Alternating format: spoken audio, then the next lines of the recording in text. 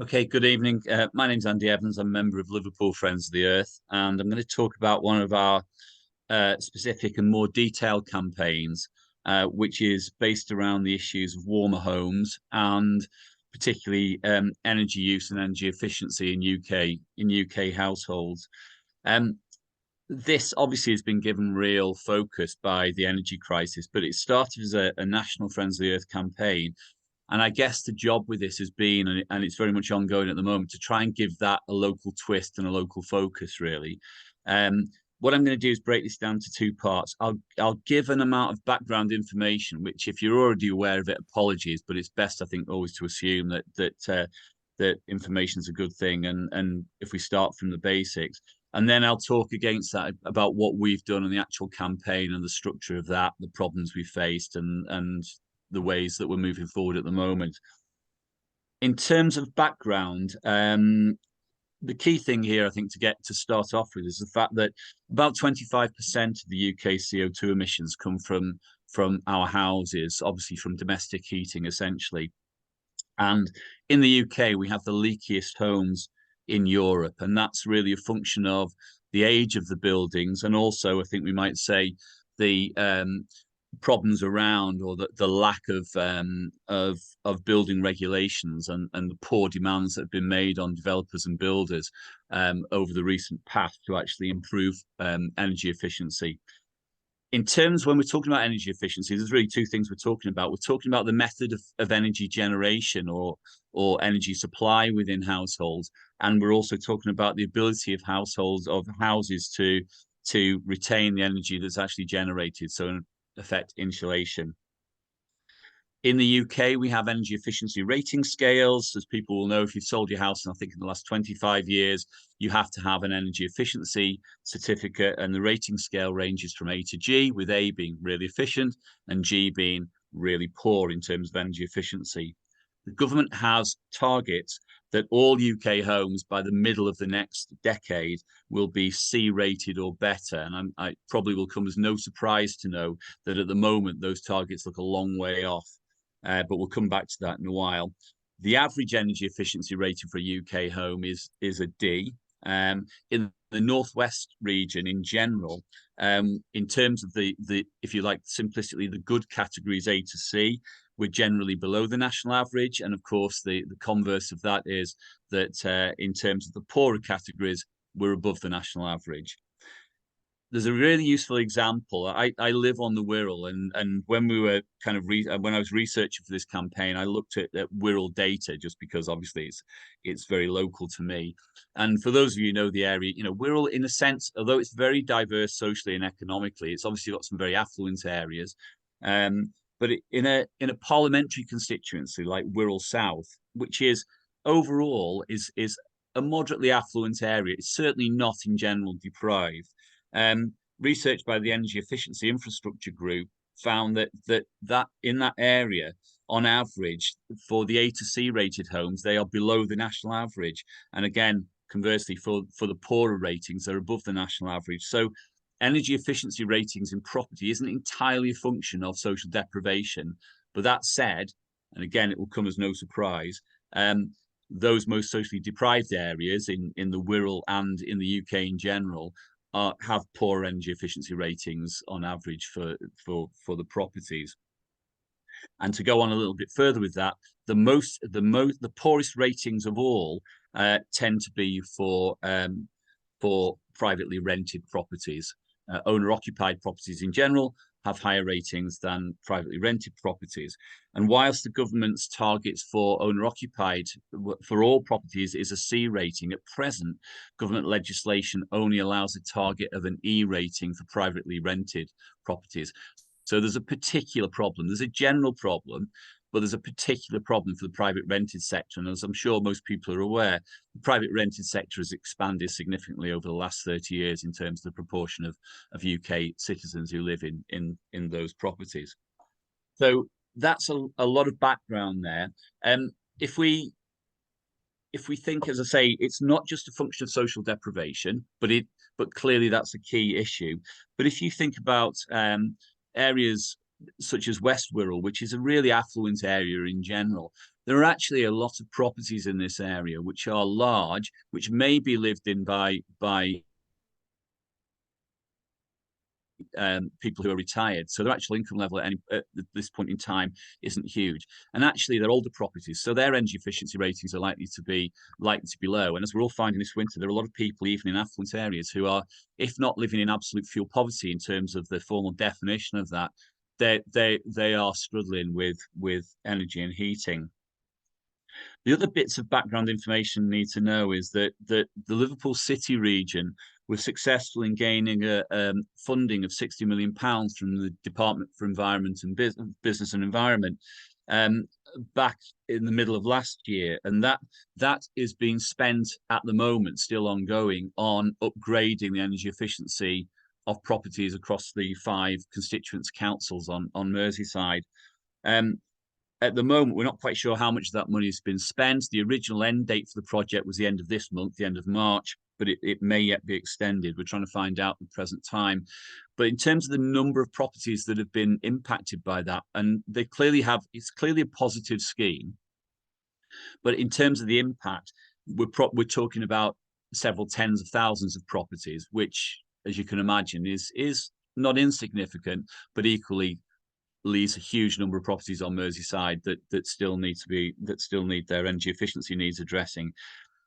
In terms of future expenditure, if we go back to those Wirral figures that I gave you then, at 2021 prices, and that has an exclamation mark after it, obviously, it was estimated in South Wirral that there'd need to be an expenditure of around £12 million per annum between now and the middle of the next decade to get their properties up to the target C rating. So that will give you an idea of the scales of expenditure that are needed to achieve this. There are a number of criticisms of the Liverpool City region project, and as I say, whilst overall it's undeniable that there's been lots of positive impact from it, it's involved a lot expenditure on energy sources. So, for example, a lot of people have had solar panels installed as part of the scheme. A criticism that could be made is that the simplest and most cost-effective way to improve the energy efficiency of homes in our region and nationally is to insulate them properly. Insulation is relatively cheap. There are many of our homes that are just poorly insulated. So instead, obviously, installing solar panels typically will cost £10,000 to £15,000 for an average property. You could do a lot of insulation for that money in a wide range of properties. So there are criticisms of that. The key thing, I almost titled our campaign as Just Insulate, because really one of the messages of Friends of the Earth we want to get across is the number one priority in terms of home energy efficiency improvement is insulation. As simple as that. You know, people don't have sufficient loft insulation. They may or may not have a property that's suitable for cavity wall insulation, but for older properties, you know, there are external, internal insulation, wall insulation, underfloor insulation that can be carried out. So that's really one of the main drivers. So against all of that background, the problem was what would a campaign look like? And it's really divided into 2 parts. There's a local political element to it, and then there's a local awareness raising element. So if I talk about the political element first, we've obviously looked to press our local councils and the Liverpool City region. But in terms of local council, the key thing that we looked to press was in terms of their actions on the private rented sector, because that's the first priority. As I said, it's where the greatest problems lie, and therefore we tried to tackle that first. Liverpool City Council has actually been picked out for praise by Friends of the Earth because it runs a scheme for private landlords, which is a part carrot, part stick scheme. They've introduced licensing for landlords, but also introduced grants for home improvement. So they've got a really structured approach to trying to improve the efficiency ratings of private rented properties. And a simple question that we asked of the other member council of the city region was, given that one council is instigated that, is that going to happen amongst the other councils? it's interesting. We've had one response to a very detailed letter asking for information around that issue, and that came back from Wirral. And the essence of that response is they have done so to a limited extent, but they basically haven't got the resources and staffing to implement it as Liverpool City Council have done. The City Council accessed some additional funding in order to put that scheme in place. And this is one of the frustrations politically, is that, you know, in fairness to our local councils, we can put pressure on them, but they are hamstrung by obviously the limited funds that they have around this. If you're aware of local council funding, for most councils in this area, it will be they'll be often receiving a fifth of what they would have been receiving overall in funding in, say, 2012. So, you know, they're all struggling under the effects of years of austerity, etc. So it is very difficult, and it's frustrating, because obviously the key holders here inevitably overall is central government. And if you cast an eye over the budget yesterday, unfortunately, you may have seen that there was absolutely nothing in there to address home energy improvement. Of course, what there was in there was a commitment to keep subsidising households' energy costs. And of course, essentially that means handing over taxpayers' money to the energy companies. And what we would like to see done with that is something constructive, sustainable, and more long-term in terms of subsidising insulation. But we keep up with that. We keep pressurising, trying to link up with local politicians. We've obviously got connections here with the Green Party on Wirral, who are quite strong, because Wirral Council's a hung council, and the Green Party can hold the balance of power. So that's really useful. So we keep going with that. The other prong to the campaign that I've just started working on is local awareness raising, and essentially that involves drawing up a leaflet that aims to make people in local neighbourhoods aware of energy efficiency issues. Now, obviously, you could say everybody is at the moment because of the energy crisis this winter, but to make them aware of the measures they can take to upgrade their homes, to make them aware of what the costs of that are, what the medium and long-term savings will be, and to direct them to sources of information around those issues. And then also to let them know what grants and funding support is available to them. And we're trying to do that on a really local basis. And whilst I'd call it a leaflet campaign, the real drive I'm hoping with that will be that it'll go via social media.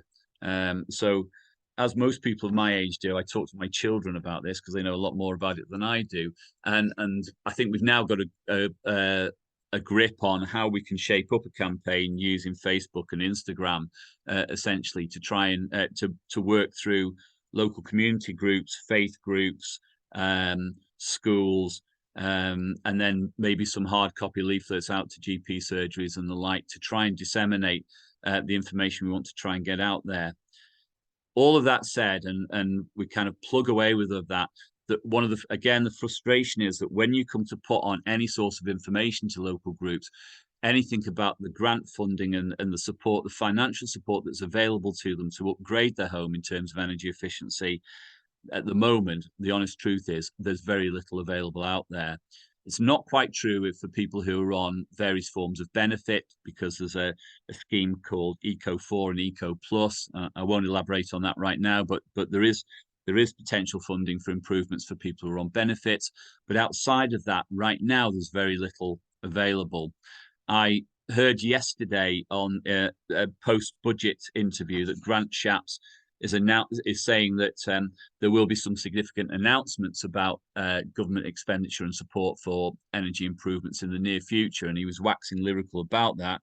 But we wait to see what that is. But as things stand at this point of time, as I'm talking about it, currently the central government funding that's available for home improvements is limited, and that's of course in the present cost of living crisis. It's very difficult to try and persuade people that this is a good idea. They may take that on board, but they've got to have essentially some financial wherewithal to actually put measures in place. But to go back to kind of close the circle on all that, the one thing that we are trying to emphasize, however, is despite that, still the most effective thing that people can do is to get the homes insulated properly, and that's not a hugely expensive process. That's a much cheaper process, obviously, than having alternative energy sources installed, be it air source heat pumps, solar panels, or whatever it might be. So it's trying to get that message across via this community information. That's really the next stage of our campaign. And that's really where we're at with things right now. So it's kind of dual prong of trying to keep up political pressure, trying to liaise with people locally, particularly local politicians who are going to be sympathetic, but equally trying to persuade those politicians who might not be as instinctively sympathetic. We'll try and persuade them that there will be people, they will be constituents of theirs who they might not initially realize are likely to be suffering or very close to suffering from fuel poverty. So that all of our local politicians, we're trying to argue, have a vested interest in getting behind this, and then trying to get community information out there, and particularly to try to push insulation for people. And that's it. Thank you.